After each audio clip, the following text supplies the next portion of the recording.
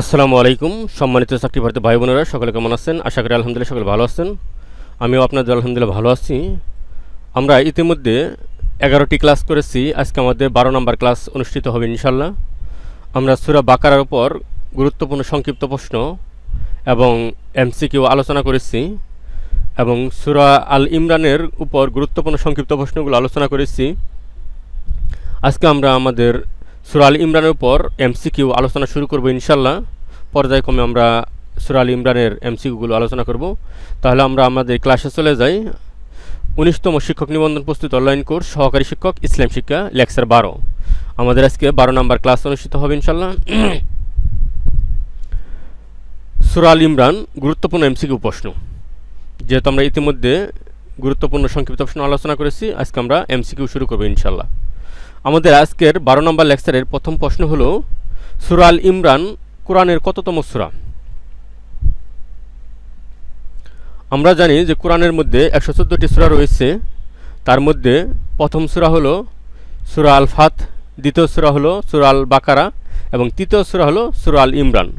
তাহলে আমাদের সূরা আল ইমরান কোরআনের কততম সূরা? সূরা আল ইমরান আমাদের তৃতীয়তম সূরা। তাহলে উত্তর হবে আমাদের অপশন গ, তৃতীয় সূরা। আমাদের 2 নম্বর প্রশ্ন, সূরা আল ইমরানে কতটি আয়াত রয়েছে? অপশন ক 200টি, অপশন খ 210টি, অপশন গ 220টি, অপশন ঘ 286টি।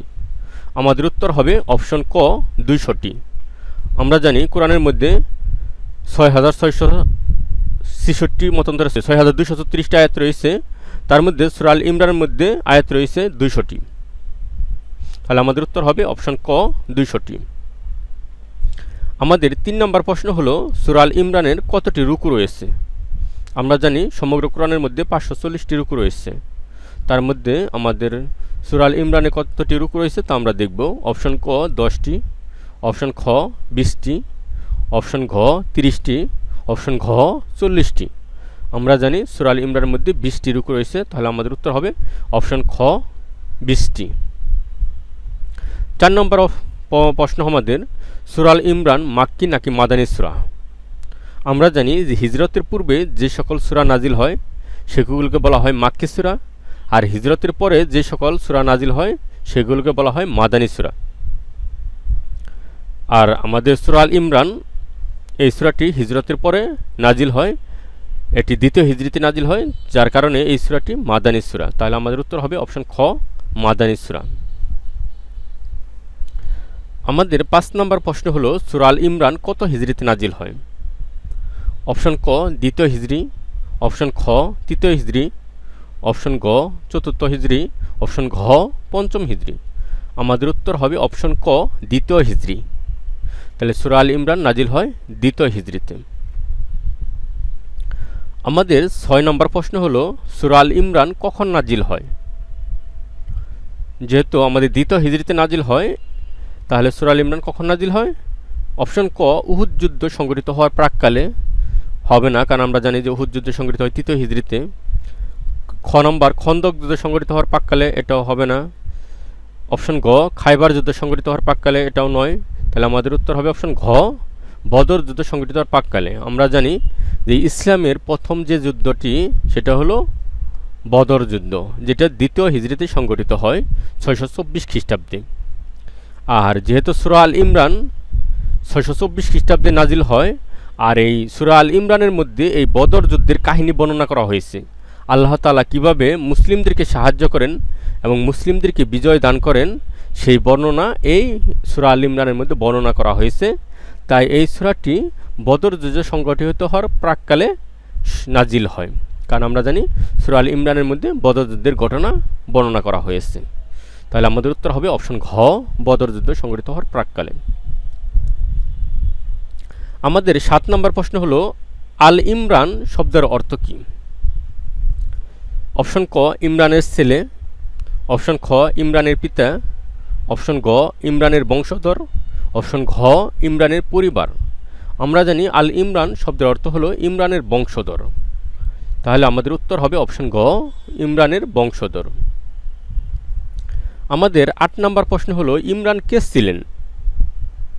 এই যার নামে এই সূরাটি সেই ইমরান কে ছিলেন? আমরা জানি যে ইমরান ছিলেন হযরত মরিয়ম আলাইহিস সালামের পিতা এবং হযরত ঈসা আলাইহিস সালামের নানা।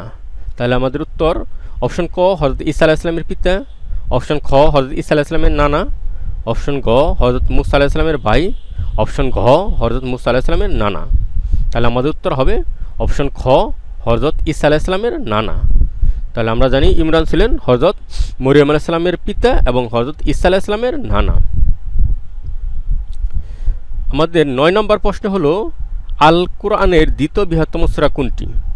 আমরা জানি কোরআনের সবচেয়ে বৃহত্তম সূরা হলো সূরা আল বাকারা, যেখানে ২৮৬টি আয়াত রয়েছে, এবং সবচেয়ে ছোট সূরা হলো সূরা আল কাউসার, যেখানে ৩টি রয়েছে, আয়াত রয়েছে। ঠিক আছে। আর সূরা আল ইমরান হলো কোরআনের দ্বিতীয় বৃহত্তম সূরা, যেখানে ২০০টি আয়াত রয়েছে। তাহলে আমাদের অপশন ক সূরা আল বাকারা, অপশন খ আন-নিসা, অপশন গ আল ইমরান, অপশন ঘ আর রাহমান। আমরা জানি আল কোরআনের দ্বিতীয় বৃহত্তম সূরা হলো সূরা আল ইমরান। তাহলে আমাদের উত্তর হবে অপশন গ আল ইমরান। আমাদের ১০ নম্বর প্রশ্ন হলো সূরা আল ইমরানের আয়াতসমূহ কয়টি দলকে উদ্দেশ্য করে নাজিল হয়? আমরা জানি সূরা আল ইমরানের মধ্যে ২টি দলকে উদ্দেশ্য করে নাজিল হয় বা ২টি দলের কাহিনী বর্ণনা করা হয়েছে। প্রথমত আহলে কিতাবদের কথা বর্ণনা করা হয়েছে। আর আহলে কিতাব কারা? আহলে কিতাব হলো ইহুদি এবং নাসারা। ইহুদি এবং নাসারাদেরকে বলা হয় আহলে কিতাব। এটা ছিল একটি দল আহলে কিতাব। আরেকটা ছিল মুসলিম উম্মাহ বা উম্মতে মুহাম্মদী। এই উম্মতে মুহাম্মদীর আলোচনাও এখানে করা হয়েছে।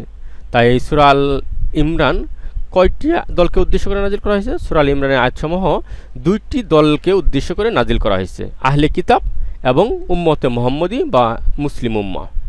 অপশন ক ২টি, অপশন খ ৩টি, অপশন গ ৪টি, অপশন ঘ ৫টি। আমাদের উত্তর হবে অপশন ক ২টি। ১১ নম্বর প্রশ্ন হলো সূরা আল ইমরানে কোন আয়াতে আল ইমরান সম্পর্কে আলোচনা করা হয়েছে? যেহেতু এই সূরাটির নাম হলো আল ইমরান, এই ইমরান শব্দটি বা কোন আয়াত থেকে এই নামকরণ করা হয়েছে? আমরা জানি সূরা আল ইমরানের ৩৩ নম্বর আয়াতে আল্লাহ তাআলা বলেন ইন্নাল্লাহা, নিশ্চয় আল্লাহ, আস্তাফা, উপনীত করেছেন, মনোনীত করেছেন কাকে? আদামকে, ওয়া নুহান, এবং নূহ আলাইহিস সালামকে, ওয়া আলা ইব্রাহিম, এবং ইব্রাহিম আলাইহিস সালামকে, ওয়া আলা ইমরান, এবং ইমরান আলাইহিস সালামকে বা তার বংশধরকে, আলাল আলামিন, বিশ্ববাসীর উপর।